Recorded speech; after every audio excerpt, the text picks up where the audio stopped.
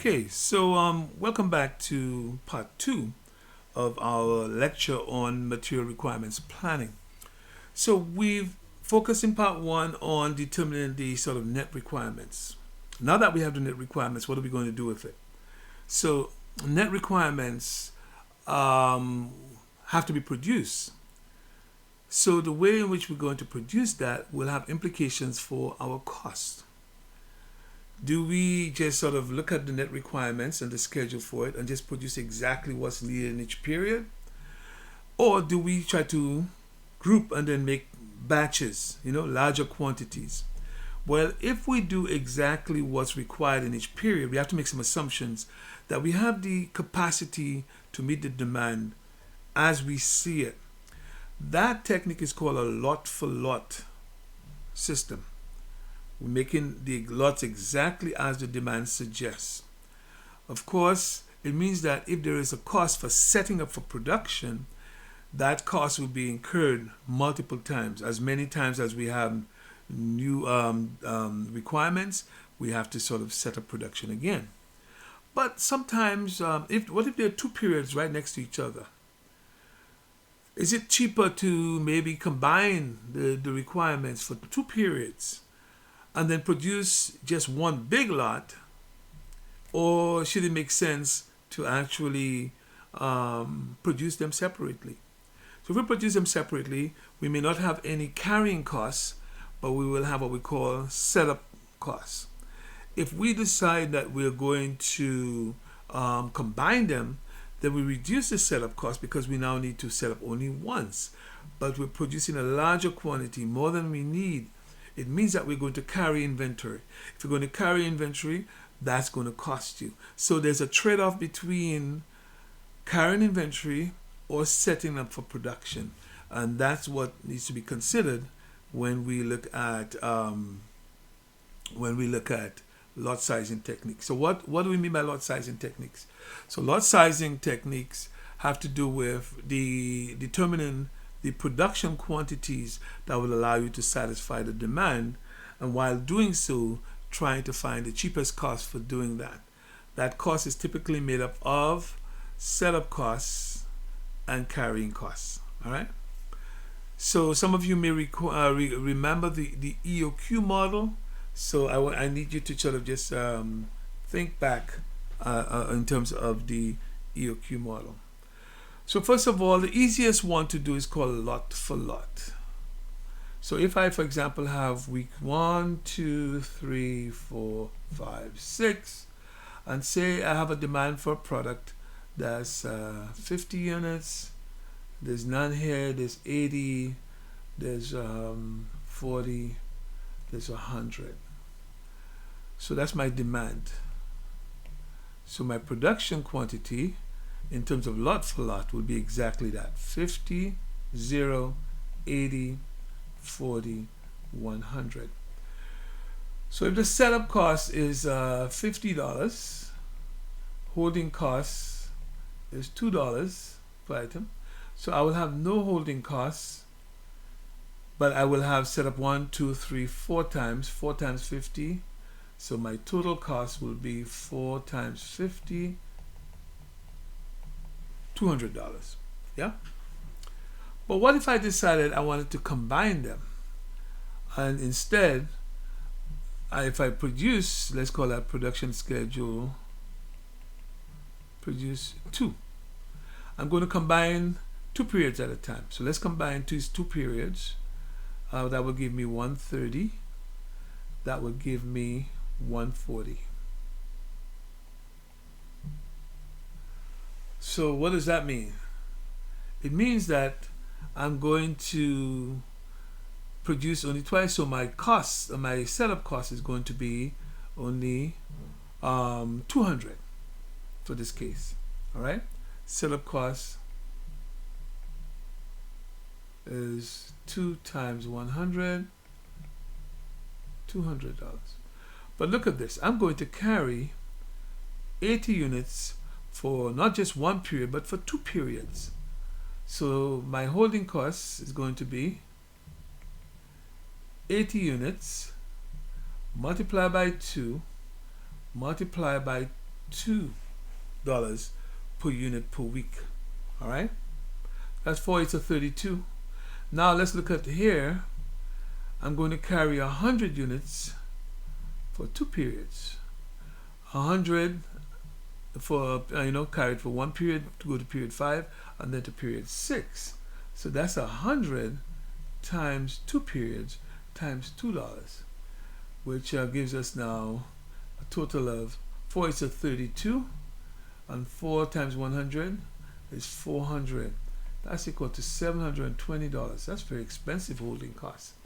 So for our total cost for this example will be the 200 holding costs plus 720, which gives us $920.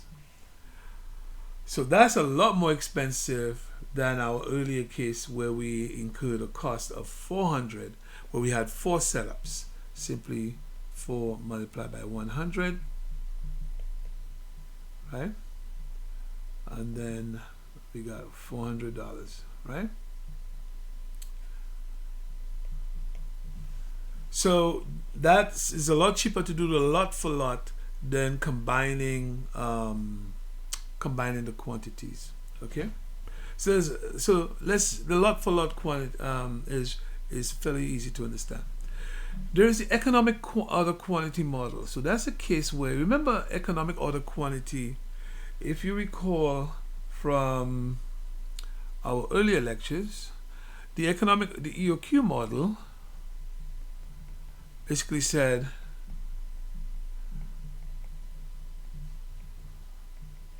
that if we know the annual demand, then we know the setup cost, and then the holding cost per year.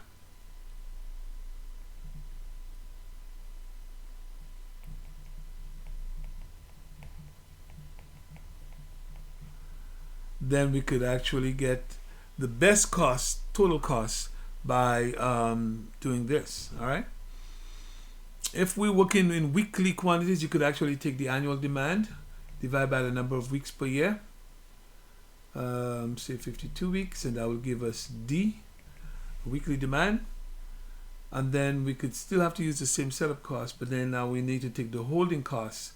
If it's annual holding costs, we'll do the same thing. We'll divide by 52, and then we can get H, the weekly holding costs. All right. So if we want to do that, we certainly can do it, and we will get the economic order quantity, EOQ, is equal to twice the demand. Small d, because times S over H, and we will get the same answer. All right. So why we're saying this?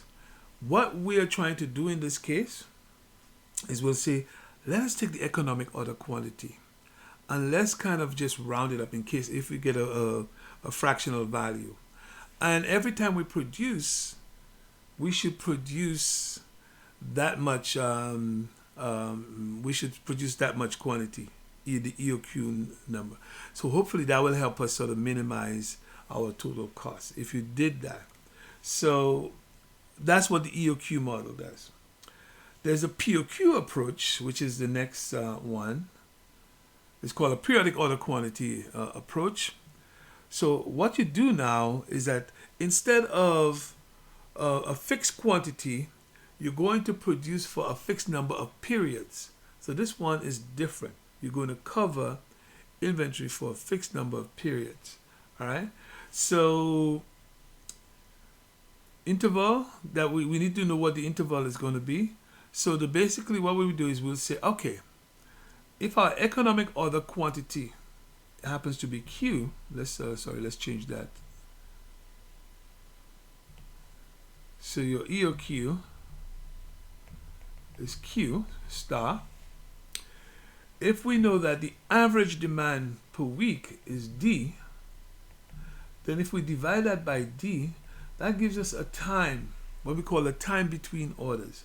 So in other words, the inventory, the amount Q will last this much time, T. Now, often that end up being some kind of fractional value. It might be like 2.5 weeks. So what you will do is, you're not going to make, production for a half a week. So you could either round it down to produce for every 2 weeks or every 3 weeks. And then we compare them and see which one gives us a better cost. So what you would do is that you have to meet demand for a particular time. So what you do is you count up the 2 weeks, the demand for 2 weeks, and then you produce that. So you will satisfy the demand in the existing period, but then what will end up happening is that you will end up carrying some inventory, and then it will be used to satisfy the demand in the next period, and so on. So let's take a look at these the examples that are given to us. Holding cost is $1 per week. Setup cost is $100. Lead time is 1 week. So the first thing is we got to do is to take the gross requirements and offset it by the lead time to get the net requirements. You recall that to get the net requirements, first we have to generate the net requirements and then determine the order release points. So net requirements, right, is obtained by taking the inventory on hand from the gross requirements. So you could see here that for period 1 we require 35. We have 35 units on hand, so that gives us net requirements of 0. So if we now take the rest of the demand here, notice that we have 30, 40, 10, and so on. All right, so we just bring everything down, and that's our net requirements. In other words, you use up all the inventory that you have until there's no more left, and what's left in terms of the requirements, that becomes your net requirements.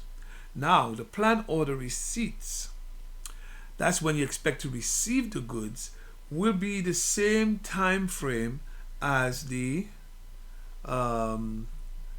planned order, as the net requirements. It's the same time frame. But then this is where you do the offset. If the lead time is 1 week, we say, so the offset is here 1 week, right?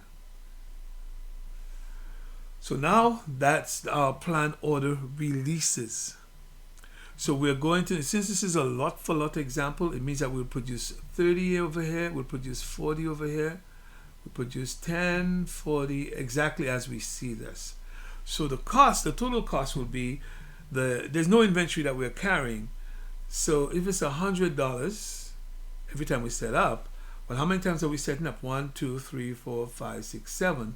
So the total cost will simply be 7 times $100, give us $700. So that's our total cost for a lot for lot example.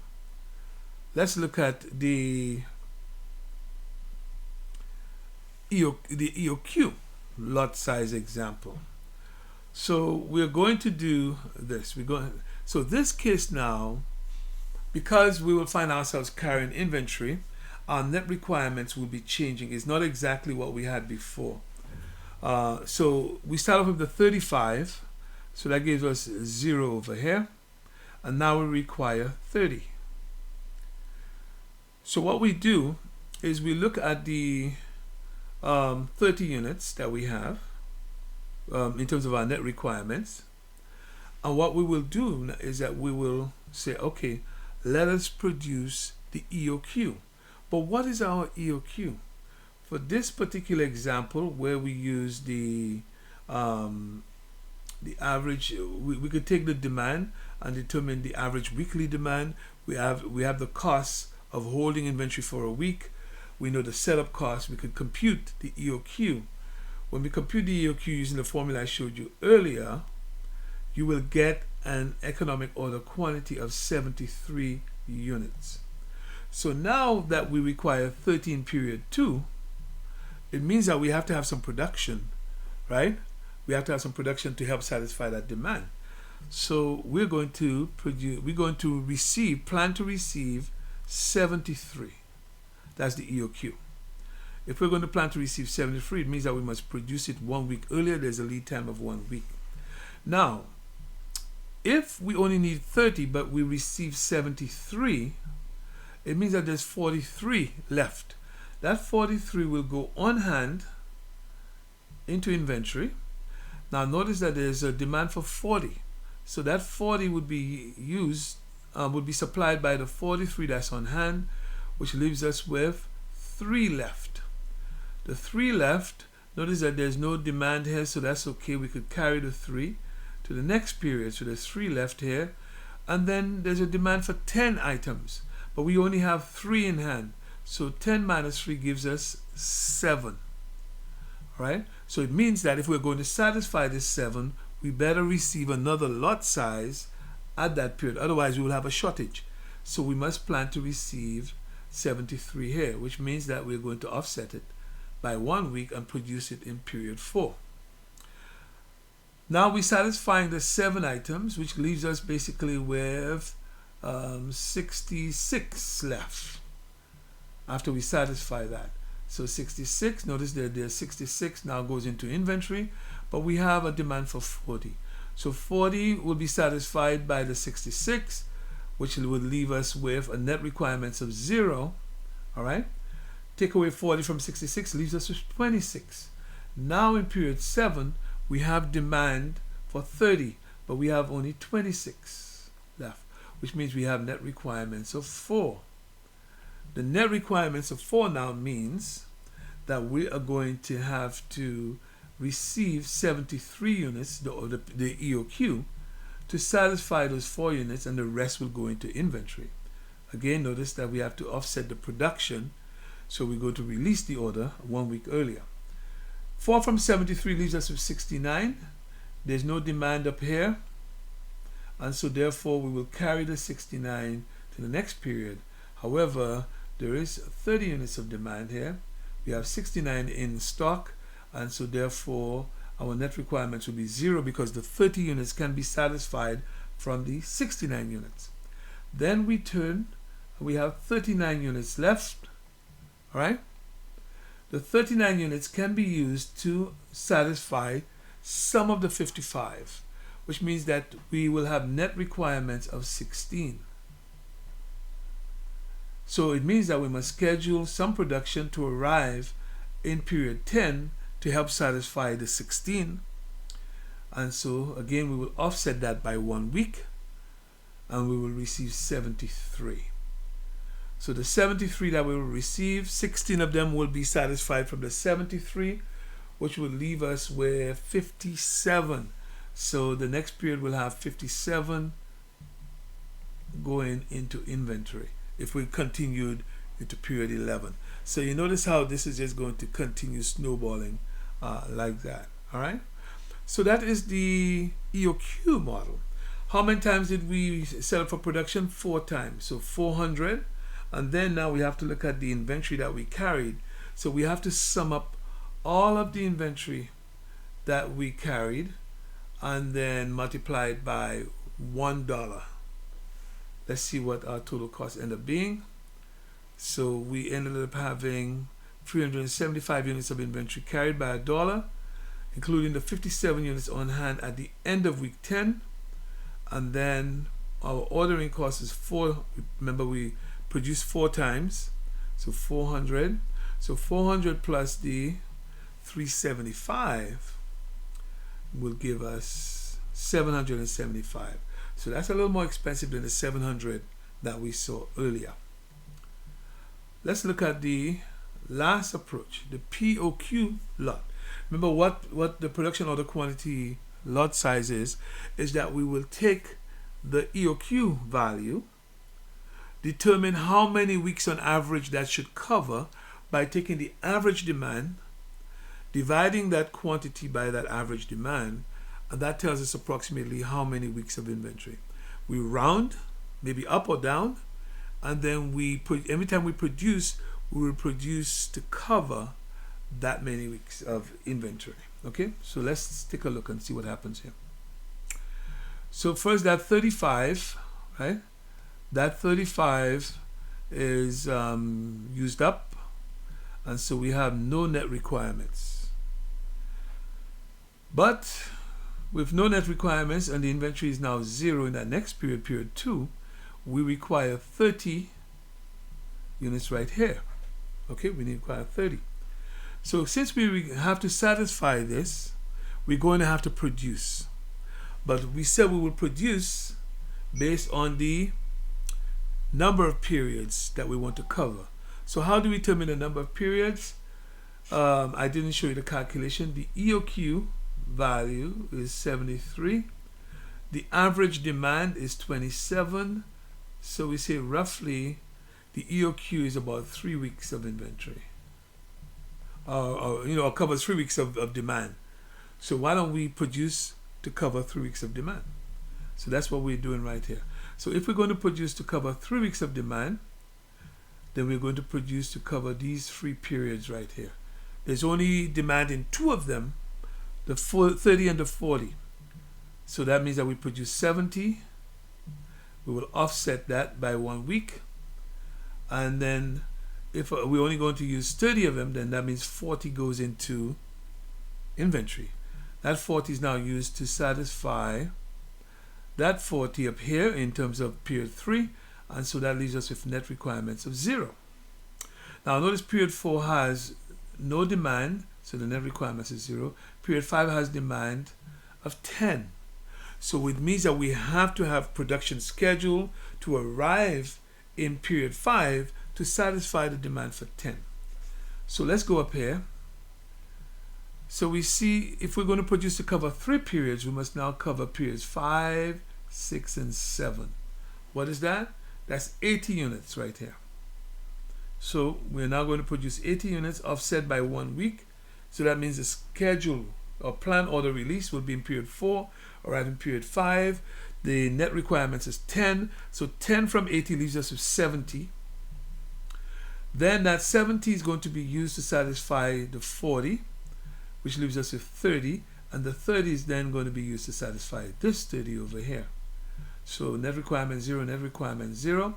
In period 8, there's no demand. The next one that we have is period 9. So we now have 55 units of demand. We must now schedule enough to allow us to meet that demand. So we want to schedule 3 periods, but we only have 2 periods. We don't know what period 11 is. So we will just produce 85 covering periods 9 and 10. So if we produce 85, we offset by 1 period. And then notice that we will satisfy the 55 units, which then gives us, if we satisfy 55, our projected inventory on hand should then be 30 units. Sorry, not 55. If we satisfy the net requirements down here, there's an error. That should be 30. The net requirements here, that should be 30. There's the net requirements here. So that's an error in the text. So if that's the case, 30, we now have 55 left, and the 55 is now going to supply that 55, which then leaves us with 0. So there we go. We have it. We are now producing only 3 times. We're producing 3 times, and the inventory that we have on hand will be the 35, 40, 70, 30, and 55. So if we add that all up, we'll find that our holding costs was this much, 40, 70, 30, and 55, multiplied by $1, which is 195, and then we only produce 3 times. 3 times 100 gives us 300. When we add it all together, $495. This is actually pretty good. And so that is the cost that we'll get if we use a POQ lot size model. All right. And so now comparing them, we see that the best solution is from the POQ lot sizing system. So these are 3 approaches. There are other approaches that can be used. You could actually try to optimize this problem. You could use Excel and solve in Excel to give you the best sort of production schedule. All of that can be done. but these are three simple manual approaches that can be used. In theory, lot sizes should be recomputed whenever there is a lot size or order quantity change. All right. So either we change the lot size, and we must now determine what the net requirements are and the inventory that we're going to end up carrying, etc. All right. In practice, this results in system nervousness and instability. Lot for lot should be used when low cost of setups, because you see, lot for lot, if you have demand in every period, it means that you'll be setting up in every period. That's not really a good strategy to produce for every single period. It's better to combine some and then carry some inventory. And it depends on the relationship between the cost of carrying inventory and the setup cost. So if the cost of carrying inventory is relatively low, why don't you combine and save the setups and then carry the inventory? If the cost of setups is extremely low relative to carrying costs, then you may say we could do lot for lot, right? But you have to do the trial and error, or you have to kind of run an optimization program to help you get the best solution. So lot for lot is good when setup costs are extremely low. All right. Lot sizes can be modified to allow for scrap, process constraints, and purchase lots. So there's been a lot of research that has been done, even including myself. I did some research on lot sizing as well, that takes into consideration that no production facility is perfect. So you could end up with scrap, you could end up with constraints on your production system. The approaches that we just use assume that we have infinite capacity. So capacity is not a problem, but we do have constraints on capacity in a real situation. So that means that sometimes, what if we could only produce 70? It was a case where we had to produce 80. Now it means that we could only produce 70, and that may then impact the number of times you actually set up. Okay? So you use lot sizing with care, as it can cause considerable distortion of the requirements at the lower levels of the bill of materials. When setup costs are significant and demand is reasonably smooth, right, then the EOQ or the POQ model give good results. And that's because they reduce the number of setups, right? Because you're combining demand periods, and then you end up reducing the number of setups required. Okay, so there is this idea of demand-driven MRP, where essentially the demand will determine, you sort of like create a schedule to meet the demand, and it's from that schedule to meet the demand, that's where you then determine your production schedule. So it strategically alters lead times and precisely places safety stock within the bill of materials structure to improve MRP performance. Depending on when the kind of demand that you have, if there's uncertainty in the demand, you may very well have to put some safety stock. Now, safety stock means that if you're going to add safety stock to your production, it affects now the requirements for the various components of that item. All right. So if we have a structure that A, B, C, and then we have E and F and all of that, if there's a fair amount of uncertainty with item B, for example, and we want to put safety stock there, well, the safety stock is going to have implications for the production of E and F, which have to go into the creation of B, for example. Okay. So while it might be able to help to reduce stockouts and improve stability, it can be costly. So you have to have a trade-off between the stockouts versus the cost of carrying the safety stock. All right. So there are 5 primary components to demand-driven MRP. Is that you need to determine where in the bill of materials structure that you're going to put the safety stock, determine the initial safety stock levels, monitor your conditions and determine if you need to adjust that. In other words, if there is more uncertainty than you forecasted, you may need to increase your safety stock. Monitor the conditions and adjust levels. If there's stability, for example, starting to happen over time, you may want to lower your safety stock levels. Then you could identify, track, and prioritize the forecasted demand. So when we say prioritizing demand, you have to determine if you have multiple products, which products that you're going to give, order priority. And what that means is that in terms, if you're going to produce these different products on the same facility, you give priority to the ones that you give the highest score. All right. And use demand-driven MRP information to increase communication and collaboration between functional departments, also between that and procurement, between that and marketing, so you kind of share information. All right. So these are just the stages of demand-driven MRP. So let's talk a little bit about the concept of capacity planning. Now, as I mentioned to you, the lot sizing techniques that we talked about earlier, the EOQ, lot for lot, POQ models, they assume that there's really no capacity constraints, but in reality, there are capacity constraints.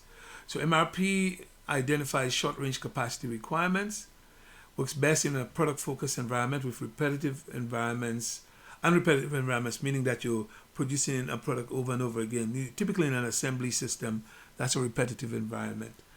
If you're making bicycles, you're going to keep making handlebars, you're going to keep making wheels, you're going to keep making brake, the brake assemblies and so on.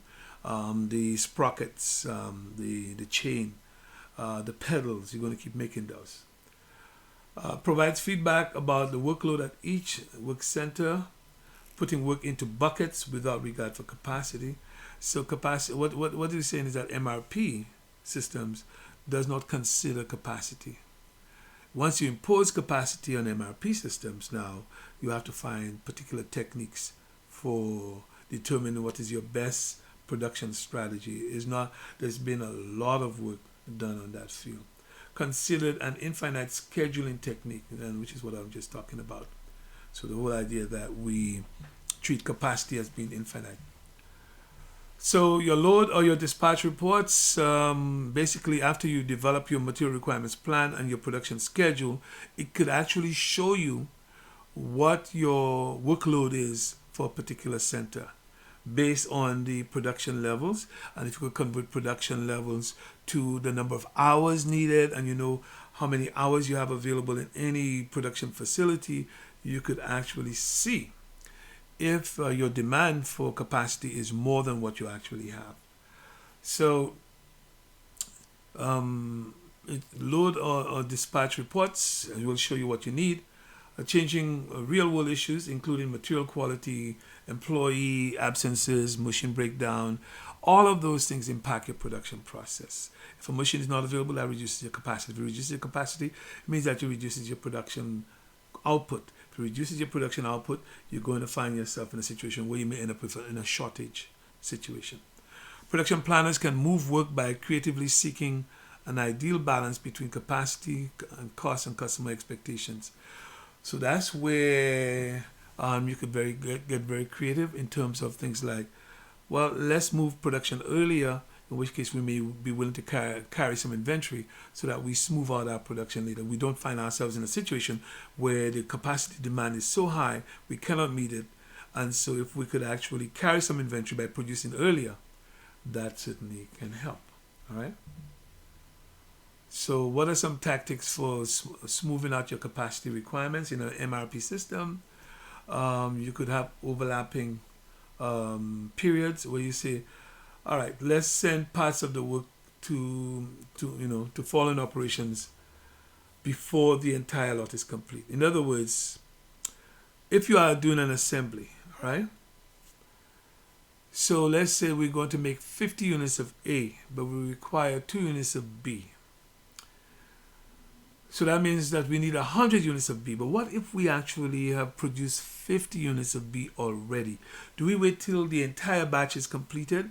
Or do we send on the 50 and then you could start assembling item A? Maybe you could then produce half of the 50, which is 25. And then when the other half is done, then you produce the remaining 25. So in a case like that, you could actually end up reducing your lead time by not waiting until the complete batch is done. All right, so that's what overlapping is all about. Operation splitting, which sends the lot to 2 different machines.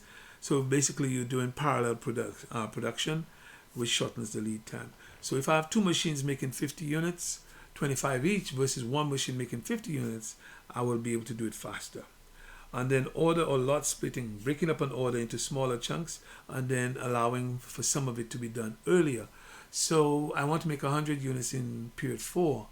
Can I break that up and then make 50 units in period 3 if I have capacity available to me, and then the balance of the 50 units in period 4? It means I will have to carry inventory.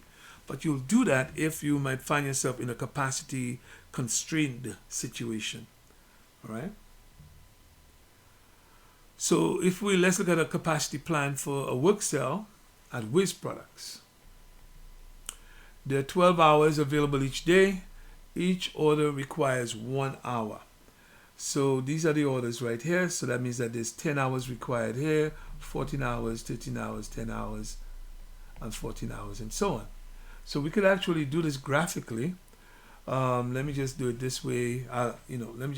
This is basically a tabular summary of what we're talking about doing, but I think we could sort of show you. So if you look at this is the units required, a total of 61.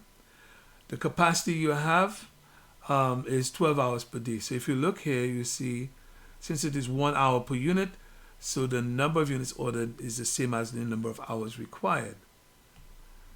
So here, okay, that's fine. You have 12 hours available, but you only need 10. So that means you have 2 hours that's spare.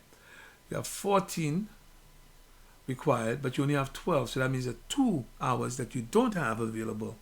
But what about the 2 hours that was available here? Can you not move some of the production to the earlier period and utilize those 2 hours? So that's essentially what we're talking about doing. All right. So here again, we need 13. We have 12, so we need capacity for 1. All right. And then we need 10. We have 12. So here in that case, we have 2 available. We have 2 available to us that we could actually use. And then we have also 2. We need 14, but we only have 12. We need to be able to find extra capacity for 2 of them. So if you look at the capacity requirements visually, you see here that's the spare capacity you have in that period 1, spare capacity in period 4.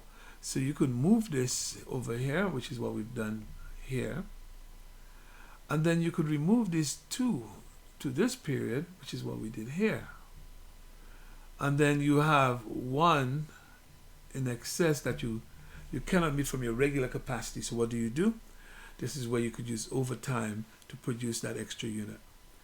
But the good thing is that overtime more than likely is going to cost you more than carrying inventory. So you're going to carry 2 units for 1 period to satisfy this, 2 units for 1 period to satisfy this, and then this piece right here can be done through overtime, subcontracting, or whatever. If you think of some of the techniques that we use in aggregate planning, they can be brought to bear here. All right. So finally, we're going to talk about this concept called nervousness in MRP systems. And what does that mean? It means that uncertainty in material requirements planning could actually cause the nervousness or the uncertainty to be exploded as you explode the bill of materials and then make the entire system unstable. So we call that nervousness, a result from too many changes, too much uncertainty, and so on. So time fences puts limits on replanning. What does that mean? It means that when you find a situation where there might be a certain level of uncertainty, or there are some changes that needs to be made, production occurs in time periods, in fixed time periods. So if we've already gone past a certain period, we cannot go back and reclaim that time, because time is already gone. The production happens over a period of time. So it limits, just how much you can do in terms of replanning, whether or not because in each period there's a certain amount of capacity, there's a certain amount of inventory, etc. All right. And then pegging links each item to its parent, allowing effective analysis of the changes. What is we saying here is that if there are changes that need to be done, if we have parents and child, and so on, we are able to figure out what the impact of the changes are on the parent if there are changes in the child, or the impact on the children if there are changes in the parent. All right, because everything is all connected. Now, do we have MRP requirements and services? Well, the example I gave you about making a cake, that's an example. So typically in restaurants, so meals or certain types of meals, if you want to be able to cater, if you're doing catering, for example, and you know what it would take to make a particular meal, and then you need to multiply that by 30 or 40 or 50 people, then you now have to kind of do your MRP type system. So some services or service items are directly linked to the demand for other services. These can be treated as dependent demand services or items. Restaurants, hospitals, hotels, right? So depending on the number of people that check in, that will have implications for the number of bed sheets, the implications for the number of towels, and all of that. In terms of restaurants, the number of a particular kind of meal sold will have implications as well. And so if we look at, this is a product structure for what was called buffalo chicken mac and cheese, right? And so we have garnish, we have the mac and cheese itself, the unbaked buffalo mac and cheese, and then you have all these different parts that have to come together to make the unbaked buffalo chicken mac and cheese. And then of course you do have to bake it and so on. So as you go lower down in the hierarchy there, you get into the raw materials, and then you sort of roll that up until you actually get the final product. So this is a case, if you were to try to generate a bill of materials, you will need to know the specifications. So this is what is needed for 6 portions, all right, for all the different components. If we're making for 12 portions, then we'd have to double these amounts. If we're making for 18 portions, 24 portions, double, triple, quadruple, and so forth. All right. So that is essentially MRP in services, as long as we could link the service to the items that go into that service, then we don't have much of an issue in terms of demonstrating that MRP systems also exist in service environments. So folks, that completes part 2 of our lecture on material requirements planning systems. I should tell you that in production facilities where there's assemblies happening in automobile manufacturing, motorcycle manufacturing, computer manufacturing, even whether or not you're making other types of products like bread or whatever it is, the concept of a product structure and sort of scheduling the parts that go into it, even if it is just the procurement of the raw material or the actual production of subcomponents, all of that can be dealt with within the framework of material requirements planning. And then there's software to assist us in doing that, but as I mentioned, over time, the technology expanded to now consider the entire organization, and we refer to that as enterprise resource planning, ERP systems. And some of the early folks that were involved in that was Oracle, SAS, and there are a number of other competitors as well that I can't quite remember off the top of my head. But ERP systems are quite expensive, quite involved for organizations to adopt them and abide by the structure, the discipline that they provide. Garbage in, garbage out, because there's so many interconnected parts. If you have missing information, your ERP system is not going to work very well. All right? So that brings us to the end of our lecture on material requirements planning.